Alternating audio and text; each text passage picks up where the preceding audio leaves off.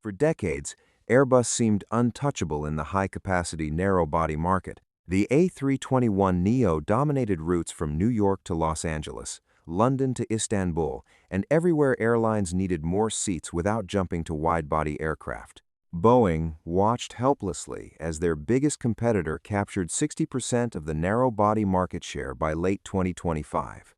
But something remarkable happened in 2025. For the first time since 2018, Boeing surpassed Airbus in new aircraft orders, securing 1,175 gross orders compared to Airbus's 1,000. The aircraft leading this charge? The Boeing 737 MAX 10, a plane that industry experts once dismissed as too little, too late. Here's why Boeing's latest narrow-body challenger is finally making Airbus executives lose sleep, and why this matters for every airline, pilot, and passenger flying in the next decade. The story begins with Boeing's most ambitious attempt to reclaim market share since the MAX crisis. The 737 MAX 10 is Boeing's direct answer to the highly successful A321neo family, which has dominated the upper end of the single-aisle market since entering service in 2017.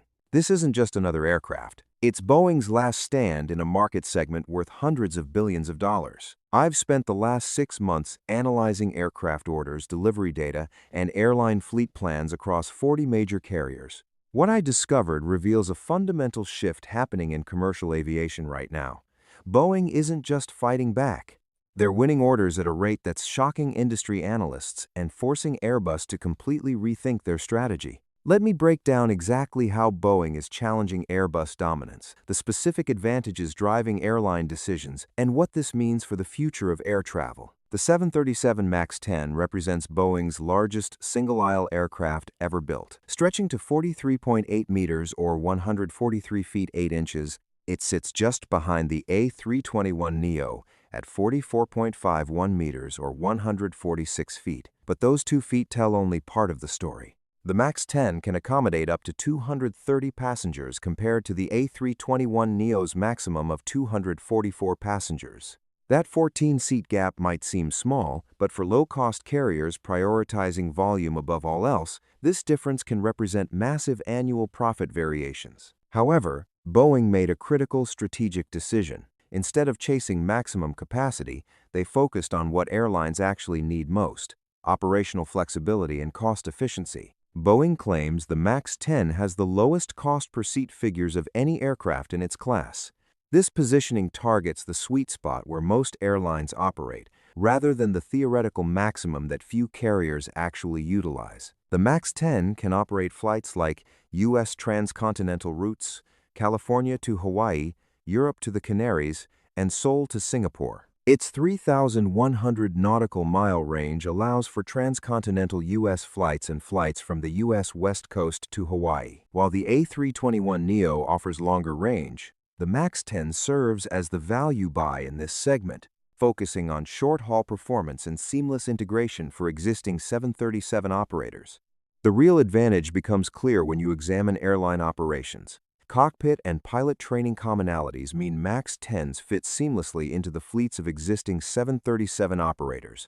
For carriers like Southwest, United, or Alaska Airlines with hundreds of 737s, adding MAX 10s requires minimal pilot retraining, simplified maintenance programs, and reduced spare parts inventory. This operational synergy creates what Boeing calls the ecosystem advantage. Airlines don't just buy individual aircraft, they invest in entire operational systems.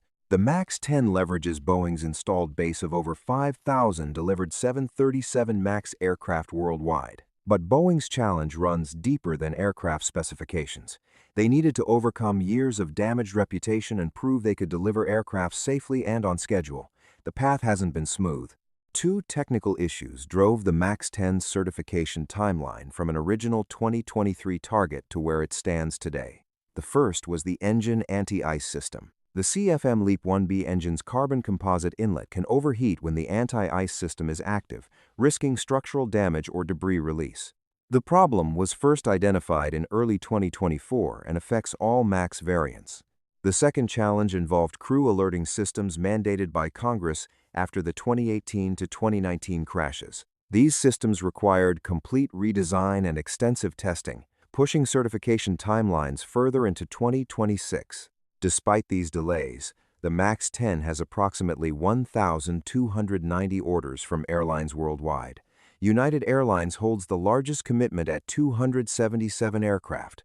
Ryanair has 150 firm orders plus 150 options, with total value exceeding $40 billion at list prices. Alaska Airlines ordered 105 units plus 35 options. The momentum accelerated throughout 2025. In November alone, Boeing secured 164 new orders, nearly doubling Airbus's 75 orders for the month. This momentum solidified Boeing's renewed position in the market, proving that the company could still attract massive commitments from major global airlines. The company completed the Spirit AeroSystems acquisition for $4.7 billion, regaining control over quality and supply of key components including fuselages for the 737. Under CEO Kelly Ortberg, Boeing delivered 160 commercial planes in the fourth quarter of 2025, the highest quarterly total since 2018. The FAA lifted the production cap from 38 to 42 aircraft per month, with Boeing expecting to reach 47 aircraft monthly in 2026. Boeing's backlog included more than 5,900 planes worth $535 billion. Alaska Airlines announced the largest aircraft order in its history, including 105 Boeing 737 MAX 10s and 5 Boeing 787 Dreamliners. Alaska CEO Ben Minicucci stated he is confident the MAX 10 will be certified in 2026. Boeing recorded 354 orders in the final quarter of 2025, more than double the 153 orders from the preceding quarter. This growth reflects renewed confidence among customers in Boeing's capacity to fulfill commitments reliably. The certification timeline provides the next crucial milestone. The FAA cleared the aircraft for Phase 2, the final stage of Type Inspection Authorization flight testing in late December 2025.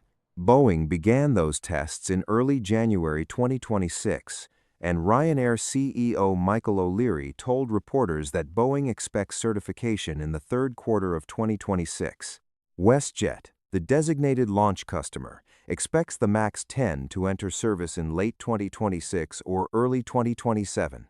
If this timeline holds, Boeing will finally have their A321neo competitor in service, ending years of watching Airbus dominate the high-capacity narrow-body market. The European low-cost market provides another battleground. The MAX 10 is what Ryanair needs to remain competitive against Wizz Air. Ryanair CEO Michael O'Leary noted the larger airplane flies farther, increasing ancillary revenue potential because passengers get hungry and thirsty. This reveals how low-cost carriers view aircraft economics. It's about total revenue per flight. The MAX 10's additional capacity directly translates to more revenue opportunities. Despite Boeing's lead in orders, Airbus continued to dominate in actual aircraft deliveries. The European manufacturer delivered 793 aircraft in 2025, while Boeing delivered 600 jets. This delivery gap explains why Boeing's financial recovery lags behind their order momentum. Orders represent future revenue, but deliveries generate immediate cash flow. Boeing must prove they can convert their order backlog into delivered aircraft. Market forecasts broadly point to surging demand in the coming years for narrow-body jets. Neither Airbus nor Boeing will be able to fill that demand alone, which bodes well for both companies' products. If MAX 10 certification holds for Q3 2026, deliveries begin in late 2026 to early 2027, unlocking hundreds of new pilot positions. For passengers, this competition translates to improved flight experiences with modern cabins, expanded networks, and competitive pricing. If you're interested in aviation industry analysis, subscribe so you don't miss the latest updates on the future of flying.